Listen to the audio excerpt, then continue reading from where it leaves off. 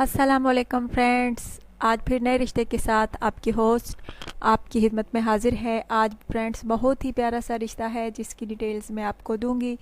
लेकिन friends, details की जानिब जाने से पहले हमेशा उन दोस्तों से, उन भाइयों से कहती हूँ जो कि मेरे चैनल पर नए हैं, उन्होंने अभी तक मेरे चैनल को सब्सक्राइब नहीं किया, सो प्लीज़ आप जल्दी से काइंडली मेरे चैनल को सब्सक्राइब कर लें और प्लीज़ वीडियोस को लाइक भी किया करें और शेयर भी किया करें। अच्छा तो फ्रेंड्स, चलिए चलते हैं आज के रिश्ते की तफसील की जानिब। लड़की का नाम फ्रेंड्स मुन्नज़ा है, तालीम इसकी मैट्रिक है, एज इसकी 34 साल है। इसका कहना है कि मुझे किसी अच्छे इंसान की ज़रूरत है और जिसकी उम्र 40 से 50 के दरमियान हो तो वो शख्स जो है रब्ता कर सकता है।